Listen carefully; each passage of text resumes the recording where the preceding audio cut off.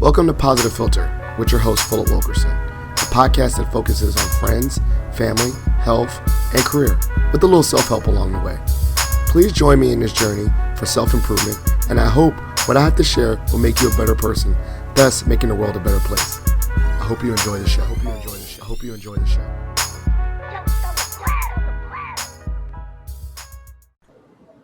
Hey, ladies and gentlemen, boys and girls, it's Philip Wilkerson back with another episode of Positive Philter. Today, I'm joined by a special guest. Everyone's a special guest. I'm joined by the good doctor, brother Frederick Engram Jr. I see the name. I had to make sure I put the junior because, I don't have your father on my podcast. I had you. So I met this good brother. Coincidentally, I met him in Vegas, even though he was in my backyard in D.C., and he's just such a knowledgeable person. I go back and forth with him on Twitter.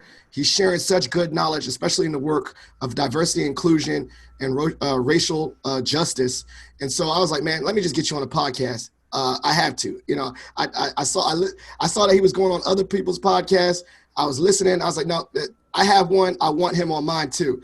Before we get into the topic at hand, good brother, can you give a brief introduction about yourself to the listeners? Certainly. As you stated, Dr. Fred Engram recently relocated to Texas. Been here a solid 3 weeks now. DMV for the last 9 years. Some of the best 9 years of my life. Been in higher ed for about 14 years or so, but recently transitioned into the faculty side full time. I'm out here about just disruption work, so that's what I do.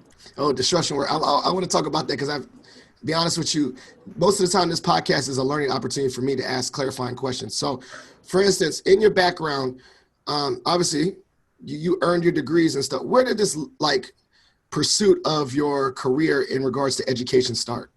I think it's funny when people always ask that, because I think we all have a trajectory or a path that maybe even we're not always aware of.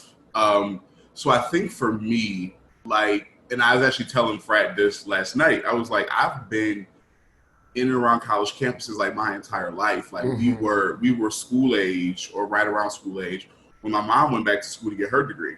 And so I remember sitting, my siblings and I sitting in class with mom as she's in class, taking a test or, whatever it was that she had to do. I remember her graduation. I remember all of that. And then when I was about 11, I got tapped for a program called the Young Scholars Program. And that was supposed to be for super smart, talented,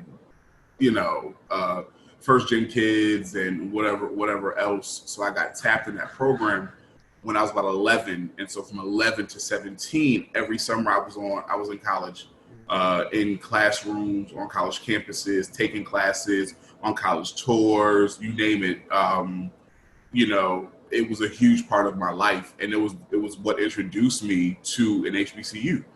Nice. We visited Howard when I was 14, okay. And I knew then that I was going to an HBCU. At the time, it was definitely Howard. But what's funny is because of the lack of awareness that a lot of us had then, we thought that Howard was the only HBCU. So we were like, we all going to Howard. But then my cousin got into Spelman. I was like, wait, there's more. And then start really paying attention to show. Obviously, we watched A Different World, but we knew that was fictitious.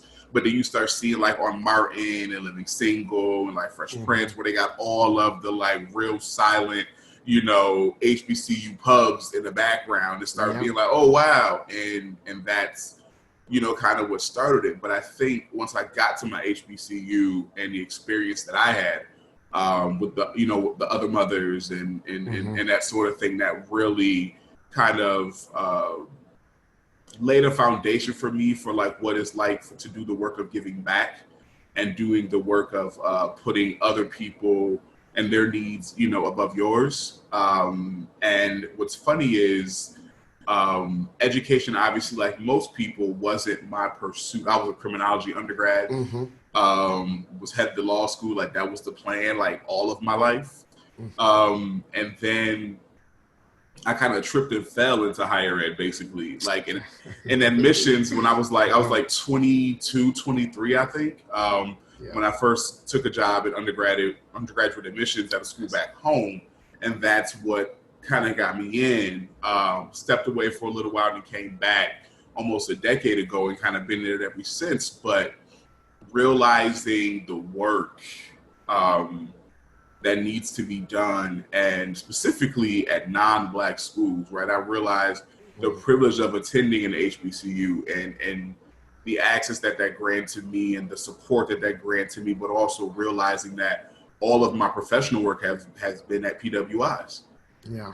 And realizing the huge differences and the disparities that exist for students that look like me. And it kind of like derailed the whole law school plan. It was like, nah, there's work that I need to be doing, and it's in education, not in the courtroom. So. I love that. And it's funny, obviously our lives are so intertwined.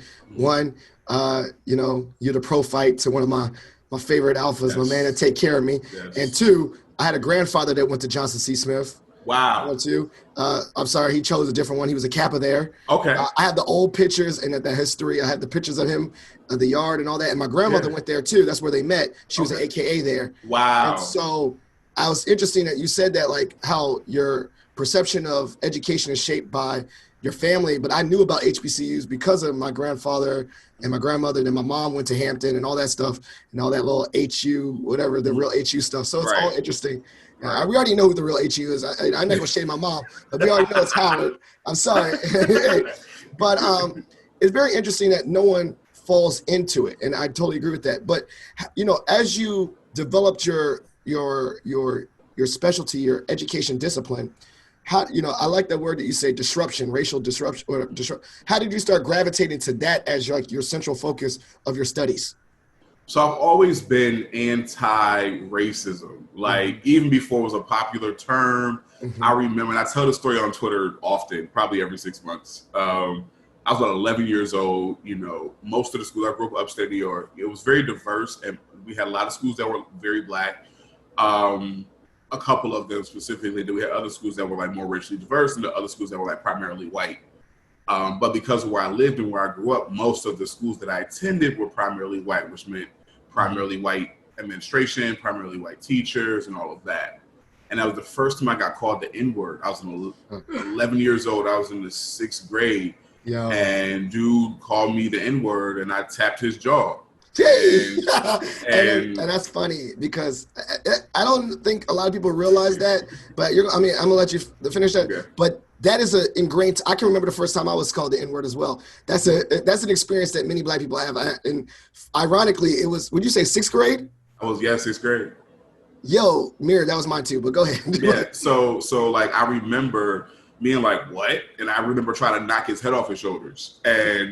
And then I was the one that got suspended, and the principal, a white woman, didn't even punish him at all. And so the fact that I was punished for the effect, but he was not punished for the cause, kind of let me know then as a kid, kind of where we sit in reference to my Blackness, his whiteness, his privilege, my lack of privilege, and the idea that they're not going to protect us even when they're supposed to and in the positions that they're in. And so when I think about that, and I think about when I first worked at American, I came to American, my first semester was literally on the heels of, who's pending election. I don't say his name. I call him 45 where I don't say his name, but his pending election. And in my first semester, we had an incident where upper class white males were taunting Black female underclassmen, throwing bananas and stuff like that. The banana situation in the fall. And then I remember a flag burning situation. I remember a young Black woman having a flag and burning the flag, and a staff member, white guy, apparently he was a vet, like lunged at her, like physically lunged at her to snatch, didn't bother anybody else during the protest, didn't say anything else to anybody else, but physically decided to target a Black woman. And so I noticed the difference in that, because you often hear stories of Black men being profiled and targeted and disrespected and disregarded in those spaces. But at that institution, I noticed that because there was such a lack of Black men, and their targets were always Black women. And so I noticed that in the fall, then the election. And so then we noticed a widespread in the DC area, the different schools and stuff that was happening. But then in the spring, when Taylor won SGA president, the first black woman ever to win SGA president. And then the very next morning, the nooses and the bananas and all of that. And so, you know, I had already applied to my program, but I applied because I had different experiences. Like I had a cousin who was incarcerated on some charges that were sus, and he died at the hands of the state. And so I've always been, you know, pro, you know, us in trying to figure out how to give voices to the voiceless and try to understand the ways that racism works, the ingrained nature of racism and how it shows up everywhere, and trying to figure out how to break through that to bring recognition to it and help people to understand like just how embedded it is. And I think that the part of the issue with is that people really don't understand like that is literally embedded in pretty much everything that we do. A lot of the things that we see, from misogyny to homophobia to all of that, white supremacy exists in that. And for people to really be able to identify and see that is really what drives me. And then being in my program was a very social justice oriented program, so it was like the right fit for me to really hone in on this work. Like I came into my program knowing like this is what I want to research. I'm really interested in the way that black students in white spaces, majority white spaces, kind of make sense of their experiences with racism. And so between that and then like really honing the skill in the program and then the research I've done since, that's really what kind of like cemented like this is the work that I want to do, because there's so many other things. And a lot of it is I feel like people brush over it, don't really understand it, don't go as deep into it. It's kind of an afterthought. And I feel like because of that, we have such a prevalence of the violations now. I mean, and so yeah, obviously this is Positive Philter. One of my agents, like, I mean, I'm saying we're not changing this to like sunshine and butterflies, but we're gonna talk about self-care. Is that one of my things I'm thinking about is I love it. We go back and forth talking about protecting our joy and using the hashtag protect your joy or Black joy. One, I want to say is, what does Black joy mean to you? And why is it important as Black men or Black people, Black women, Black people, whatever, to like, I'll have once you hear yours 2 cents about it before I chime in, but why is it important for us to protect our joy just like we protect our land or something like that? Why is it important for Black people to protect their joy? Black joy is one of those things that it's one of those gifts that we have and only we have, that only we understand. And like, even in the most trying of moments, like what we're going through right now, even in the most oppressive situations, like we will always find a moment to have joy. Black people will find the humor in everything, right? Like that's just by nature of who we are, because if we really sat in our suffering and sat in our oppression, we'd be an angry people. And I say this all the time, they are lucky that all we want is equity and not revenge, right? Because the tears of the scorn would torch this earth, honestly. And I truly believe that. So I think that we find joy to keep us from being angry. I think we find that. So I think it's important for people to really to lead into being happy and finding joy in whatever that is. And I think also people got to understand that, and I say this too, joy is an act of resistance. Black joy is an act of resistance, right? It's one of those things where it's like, you know, racism and whiteness wants us to be deep down and distraught and angry and frustrated. So when they see you happy and joyous and Black men smiling and Black women smiling, it does something to them. They hate it with a passion, right? Like it bothers them. And despite all of that, like we don't care. Yeah, and I was about to say that's exactly what it is. I remember I wrote a post about it. I think I even just posted about it this morning, is that, you know, this, you know, we call them they, whoever this they is, you know, the they forces, is that like I'm not letting them conquer me. And like, and I love, it's like, not saying sunshine and butterflies and all that, but like for me to be upbeat, for me to not be jaded, for me to continue to want to be successful, for me to want to like help people and be kind, it is a form of resistance to me. It's like me sticking it to them. Yeah. Like, you know, like I'm going to show them, or who's them, that no matter what, they can't, I'm unconquerable, and I'm going to hold on to my joy. So I hold on to it like it is a possession that is like ingrained in my spirit and all those things. And so when I hear you say that, that's exactly the form, the word that I heard there is resistance, like the ha-ha. I like it too. And I ain't gonna lie, like I've been in it also reminded me about the humor and everything is that some of the most brilliant Black comedians have found humor in the most terrible situations, like Kevin Hart, dad on drugs and mom passed away. He still had a funny, like, how you still have a humor story? Or but most comedians their humor comes from a dark place, right? yeah, Most of the humor comes from pain, right? Like most of what you write about is not from a childhood of absolutely amazing things. It's a childhood of trauma, and you find your joy by finding the funny in it. It's just like you think about. Remember that time when you got a spanking, whatever, you know what I'm saying? And at the time, it was terrifying. It was the worst thing you could ever endure. Yeah. But now you be like, bro, that was funny as hell. You know what I mean? And you think, when you think back on it, you and your siblings are conversing and you're talking about it, and it is literally one of the most hilarious things ever. But at the time, it's not. So that's just how we are. It's just one of the gifts of being Black. And so I do a deep dive into well-being and all that stuff.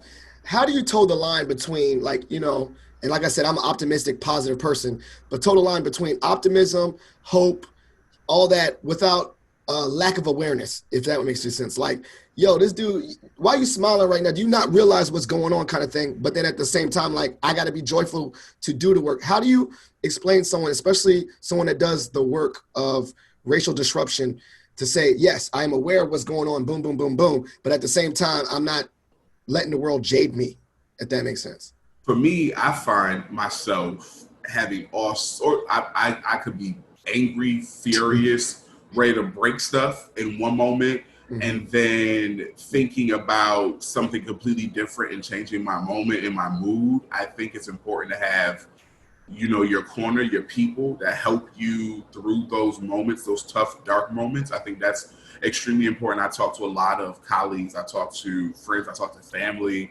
One of my best friends, Dr. Khadijah Boyd, and I will FaceTime her in the middle of the day, and just talk to her about whatever until we both be like, all right, I'm sleepy now, right? It's nap time. Or, something like that. Or, just in general, to just like my sister, right? We chat all the time about nothing, right? Finding a sense of normalcy in life and not allowing, right, this work to drive every moment of your existence, because it will kill you. Yeah, I like that. That literally kind of leads into it, because one of the things I think about is I've heard of a term, like, I don't know if it's really a term, but social justice battle fatigue, or whatever you call it. Racial battle fatigue. Racial battle fatigue. Thank you. And so, have you experienced that, one? And if you have experienced that, what are some of the tall tale signs that when you see it coming again, they're like, okay, I need to start putting in well-being practices in place, because I see this fatigue coming on. The first thing you need to do is learn how to say no, right? I think a lot of us, especially when you're at a university, an institution, organization where you're always the go-to, in the beginning, it feels good, right? It's like they consider me, they value my opinions, they value my thoughts, they value my work, they value my actions in the beginning. But after a while, you start realizing, like, yo, they're taking from me, and I'm not really getting the same thing from this that I'm giving these people. Yeah. And my labor is sometimes free. I'm not getting time off work. I'm not getting extra PTO. I'm not getting a stipend. I'm not getting a bonus check to do this actual work. But here I am on 38 different diversity, and inclusion committees, right? Like, I'm standing meetings with the university president and all of these things. And no one is giving you anything. No one's compensating you for your time. No one's compensating you for your emotional wear and tear. No one's doing any of that stuff. So for me, it's important to figure out when to say no, and also to not be afraid to advocate for yourself. Like, I'll do this, but what am I getting from this, right? Like, I think the problem is that we are so accustomed to, like, the performing to the need, the immediate need of whiteness, that we don't always know how to advocate for ourselves, know how to say, no, this is enough, this is too far, this is triggering for me. And learning to be okay with no, learning to be okay with having a voice, learning to be okay with having an opinion and a difference of an opinion, and learning to be able to reject things and knowing how to pass other things on. Sometimes delegation is great. Sometimes tapping other people in, right? Like, yes, I'm a race scholar, but I'm not the only one. There's tons of amazing people doing this work. And maybe I don't have capacity or the bandwidth to do this. And I need to, to drop this over to somebody who I know who could do an amazing job in this space and do the same level of work, if not better than what I would give to it, and being okay. A lot of time people love the idea of being needed. They love the idea of being the go-to, so much so that they don't even make space for anybody else to be considered. Yeah, I love that. And I was also say like that's one that's happening to me. You know, hey Philip, you're a well intelligent, well spoken black man. Would you want to join on this thing? I'm saying yes to everything because it feels good, feels validating. But then I'm getting tired all the time. And so my boss, luckily, shout out to her, said pass the blessing, pass the blessing. And I keep on refraining that, and that was like game changing. Like there is other people that can do just as much, and I know it. And obviously, you still get credit. Like you still get credit for being that connector. Mm-hmm. Like, hey, this person's just as good. And then the person says, thank you so much for connecting us, and you're out of it. What was some of the, like I said, lack of sleep? What was some of the things when you were going into experiencing racial battle fatigue? What were some of the things you noticed about your body, or like what was some things you noticed that say, okay, I need to start saying no, like some signs that you can share with people? So when I left American in 2019 for my full-time, where I was still faculty, but for my full-time staff job, I had like 400 hours of PTO unused, 250 hours of sick leave,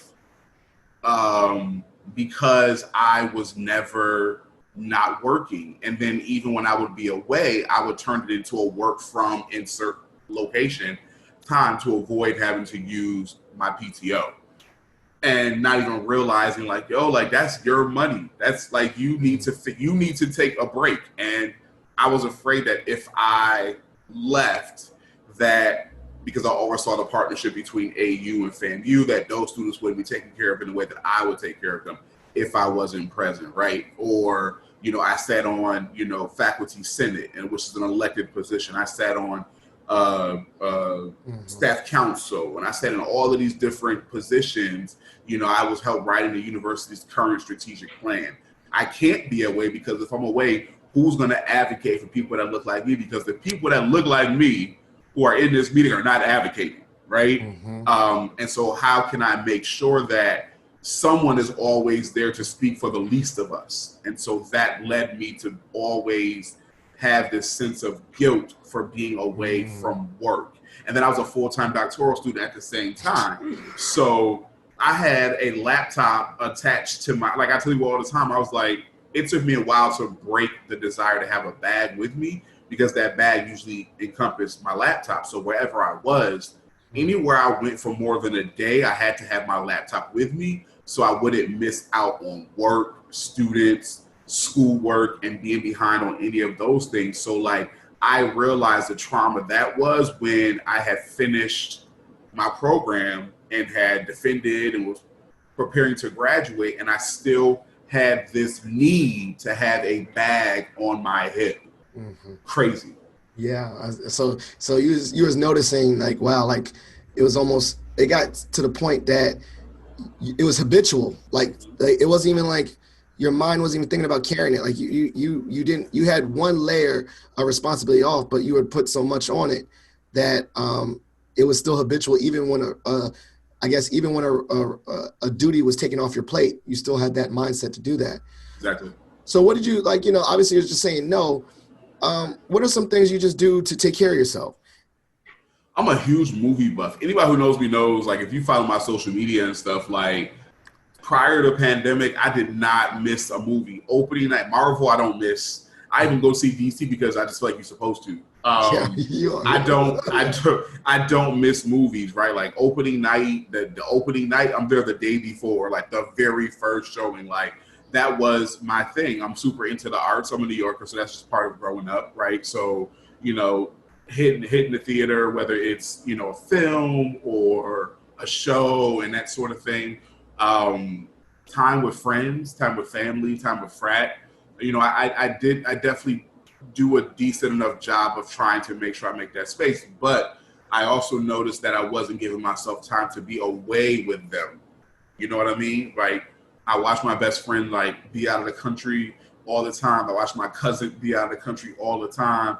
And I'm like, well, I'm not at work, but I had like a lot of staycations. You know what I mean? Yes. Yeah. So I didn't really allow myself time to like enjoy unplugging. And so I told myself after I left that role that like I would no longer be enslaved to my job ever again. I don't care what the job was. Mm-hmm. I would figure out a way to get what I could get done when I could, and then when I'm away. That's it. Did you bring your laptop to Vegas for the convention? Probably. And would you working? Did you pull away to the side and was like cranking out? No, because I wasn't in my full-time role anymore, but I was probably I was probably writing something. Probably writing. So, yeah. And so like, how do you compartmentalize that? Like, and like, listen, this is funny. This is me talking to myself because I do the same thing. Like, there's no judgment here. Like, I literally have no separation. It's like I'm a parent. I don't turn off my parent. As soon as I was watching, Black Panther on ABC, and I was still doing stuff on my laptop. So I can't shade. I was trying to be present and still sad about what's going on. I was like, it's like almost like I was I basically felt like I was at a eulogy, but still had my laptop on, like, and I don't know if that's a weird mindset because, I wouldn't normally bring a laptop to a funeral. So therefore I was like, I wasn't really present in that moment, but that's something I'm working for. One of the main things is mindfulness. And that's like my trick. Like I still need to work on that all the time. It's the learned behavior. Just like learning how to work hard is a learned behavior, right? Learning how to self-care is a learned behavior. Being intentional about the caring of self is just as intentional or just as important as learning how to actually work. And I think that, it's something that's very important because there's no need because it's when you think about it, you pass, you working hard because you can't miss work, and you pass and your job posted 3 days later.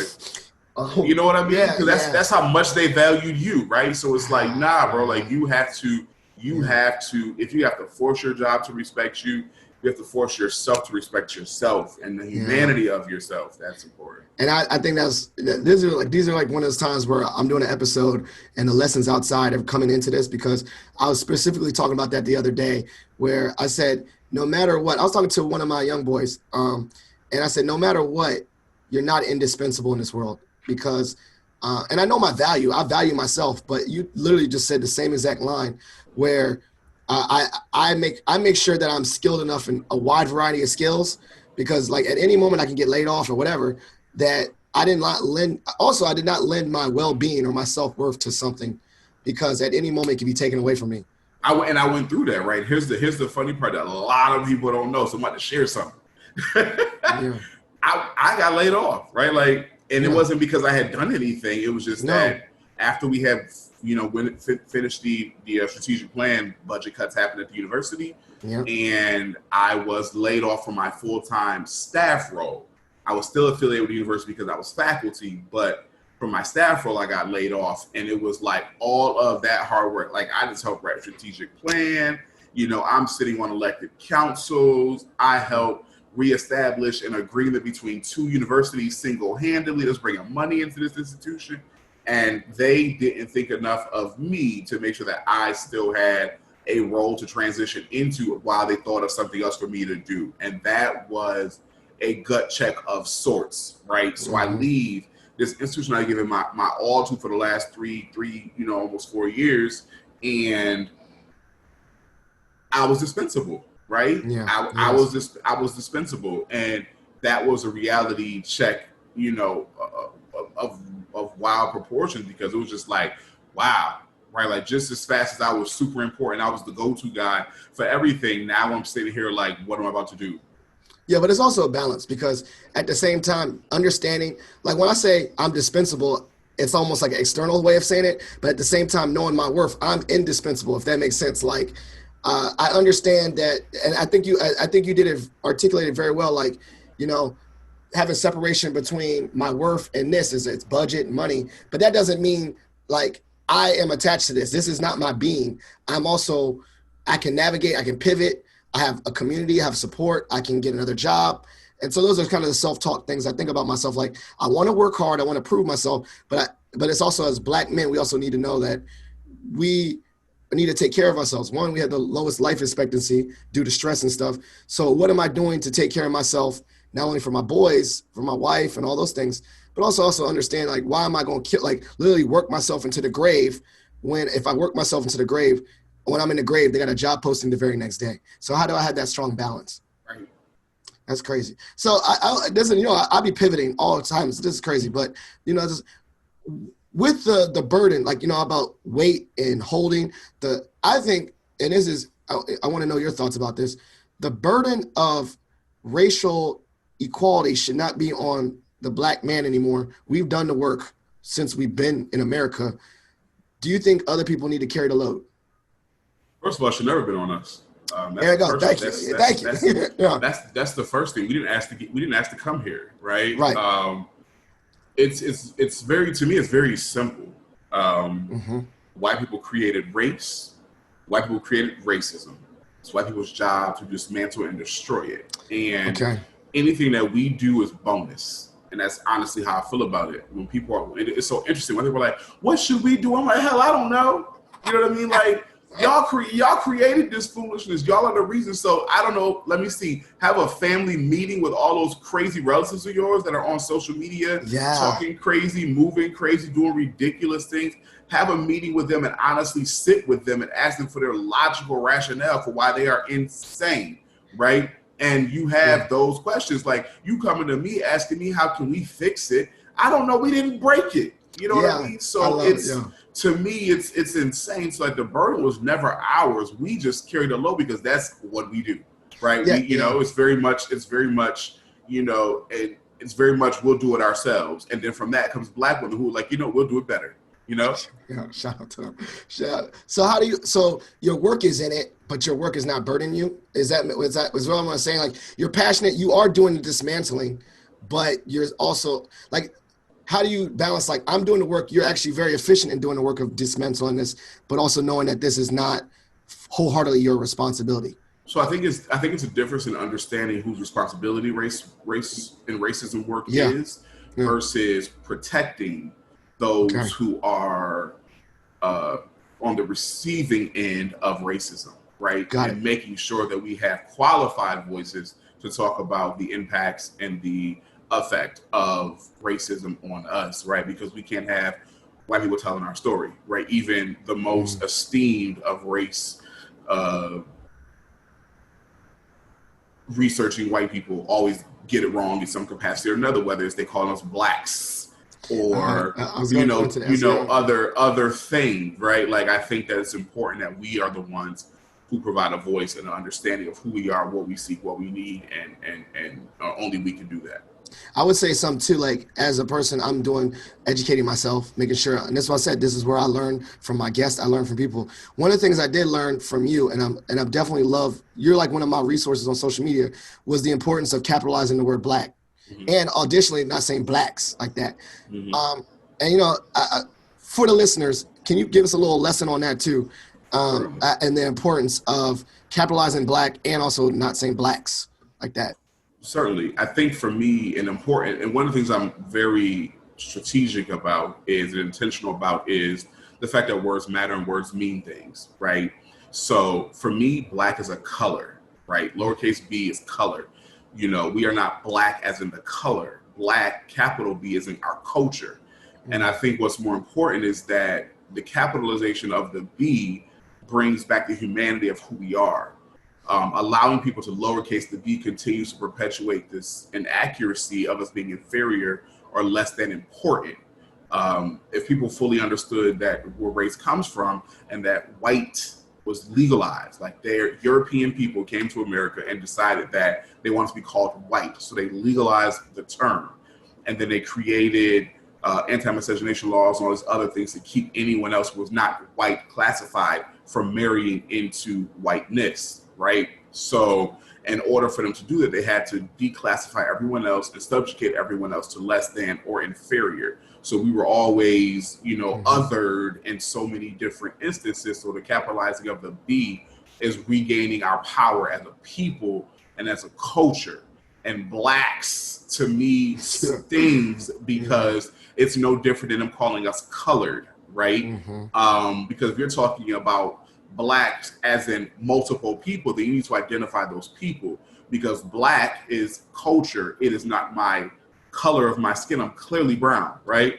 So, you have to figure out what are they talking about. I tell my students, and specifically my white students who haven't had to encounter this, I'm like, listen, if you're talking about black people, no S is needed, black people as in black folk, African folk from the diaspora, whether it's African Americans, Africans, Afro-Caribbeans, Afro-Latinx, that's black people. But if you're talking about one particular group that identifies and falls into that category, name them.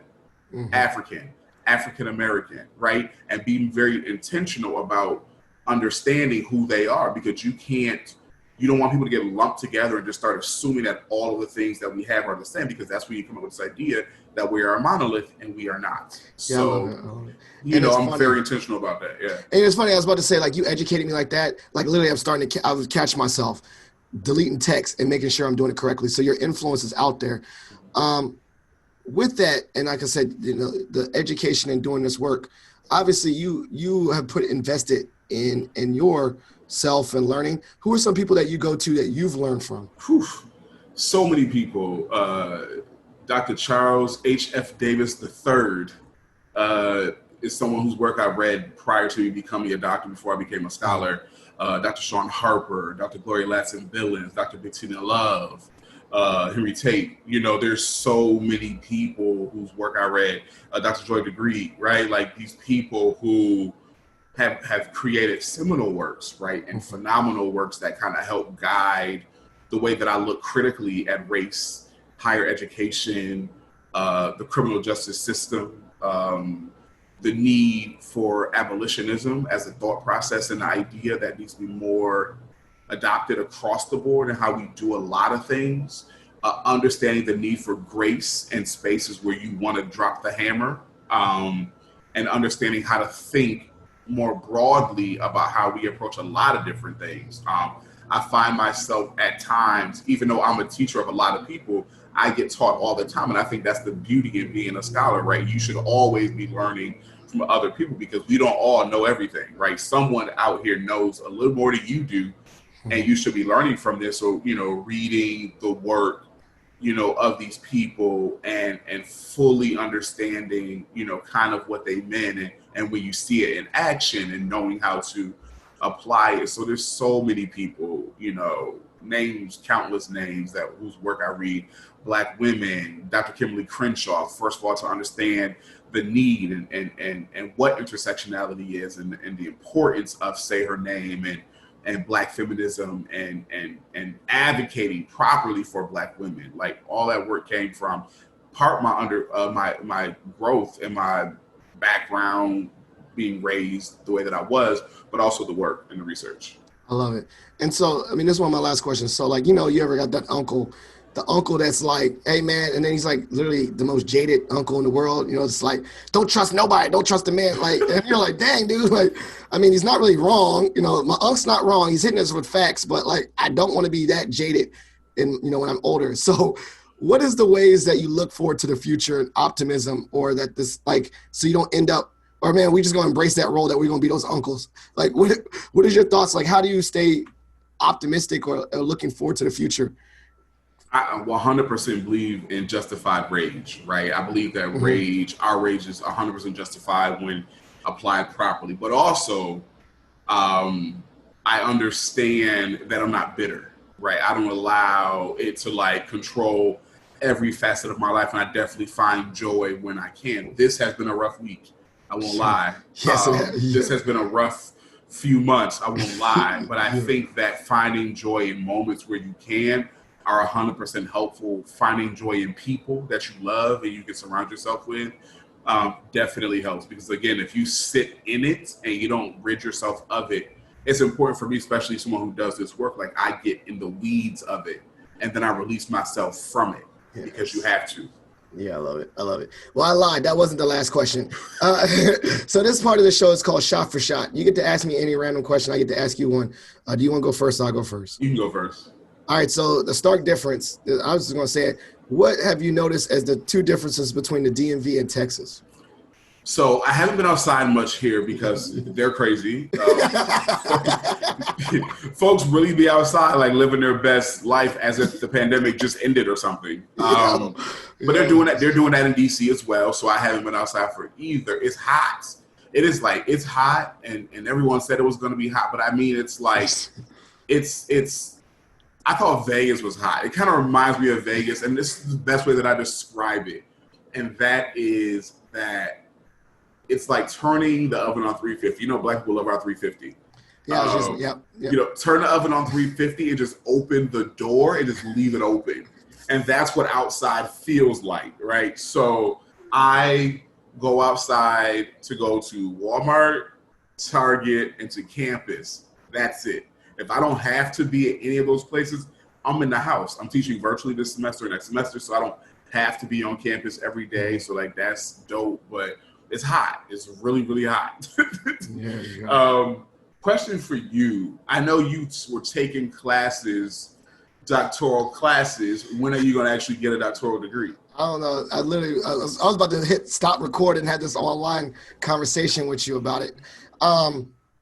I'm finding my way. You know, like I said, like I definitely, I'll share it offline, but I wrote down a list of my roles in my life. I listed them out, like all the things. And before I pursue anything, I got to take like 3-4 things off. And knowing who I am, I really don't want to take off anything. So like, it's hard. And also I'm trying to find out what would I want to study. I know I love well-being. I love this. I particularly want to talk about it in regards to Black people, like this space about it. And I have big dreams about it, but it's still like over the course of the pandemic, I think I was on a good plan, and it was like Mike Tyson, that thing, like until you get punched in the face. So I need to regroup myself and say, like, what do I need to do? Do I need to, study for the GRE? Boom, boom, boom. Do I need to start reading, obviously read some materials before I go in there so I have like a niche or a specialty? Boom, boom, boom. Do I need to connect with people, which I am? People that already have doctorates, to learn from their experiences. Boom, boom, boom. Because I know that normally in my life I shoot from the hip, but I think that if I'm going to make a decision such as this one, this is one I can't shoot from the hip from. I need to be a little bit more planned. It's definitely one of those things you got to be very intentional about it, because if you don't, it will swallow you whole.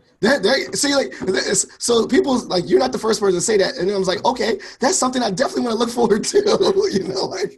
Yeah. I think for me, like this, my program at Northeastern wasn't my first stint at a doctoral degree. I entered a program before I was 30, but because of the job that I had at the time, they weren't supportive. I ended up dropping out. I'm glad I did, because I definitely didn't want to have a doctorate from that school. But it allowed me to live, to grow, and to develop, and to refine and define my voice, and to really understand what was important. Because if I had not pursued the degree that I did, we wouldn't be having this conversation. Right. I mean, that's happenstance. I mean, that's everything. We could do that to like alpha. I mean, if I didn't finish my process, we wouldn't have this conversation. So everything is meant to happen at a time. And obviously, wholeheartedly, I was supposed to come here at this moment, in this space, at this time. I think it's a line too. Like, why am I gravitating to educated people, especially educated Black people, and asking their experience? There's got to be something that I see in them that I want to be a part of or want to attach to myself. I've always valued education. I've always valued wisdom. I've always valued learning.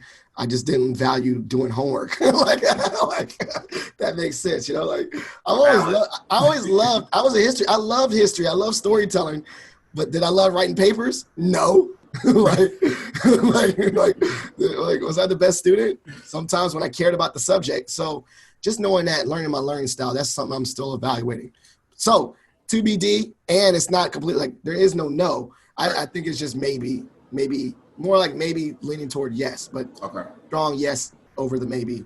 The no. Again, I mean, well-being and the well-being of Blackness is a really dope space to be in to do that work, especially because it's something you care about. I think for me, the difference between pursuing a doctorate versus any other degree is a lot of those degrees where you had to take a lot of stuff you didn't really care about because they said you had to take it. I think at this level, it really is about your passion work. And I think that's the thing that like drives you. And I think a lot of people that struggle outside of the systemic stuff, right? I think on a more personal level, they struggle because they lose sight of what their passion was. Dope. Well, this has been great. I mean, I knew this was going to happen. That's why I want you on the show. I already predicted it. I put my Negro Damas hat on, and I knew this was going to come true. For the listeners, can you please, shout out, this is the section, shout outs and plugs. So show anyone that you want to show love to, anyone, and then plugs where people can follow up with you or the things that you're working on. So I can make sure to put that in the show notes so they can connect with you. Definitely. And learn I definitely got to shout out a whole lot of people for free. The people that inspire me, so we good on that. But as far as like following me, Dr. What is my Van Carlito 2003 is on Twitter, Instagram, Dr.Engram19. Connect with me on LinkedIn. Do not Facebook me. And my email address is open for, if you need to catch me for whatever. I thank you. Well, thank you so much. Follow him on Twitter. I think it's like, if you're like one of those people that just want to learn from people while you mindlessly scroll, this is something that I've, like I said, like you do, like you get funny. Oh, that's something actually really I need to take to heart. So please follow him on his social medias for that just that content and also learning, because like I said, I've done some learning from him as well. If you enjoyed the show, please share this episode with your family and friends. It's Positive Philter with a PH because I'm clever. And also you can also leave a voicemail for the podcast, which is 571-336-6560, 571-336-6560. Spreading positivity is a movement. Thank you. And we're out. Thank you for listening to Positive Philter, a podcast that focuses on family, friends, career, with a little self-help along the way. If you enjoyed this podcast, please share it with your family and friends, and like the Facebook page, Spreading Positivity a Movement. Thanks for listening.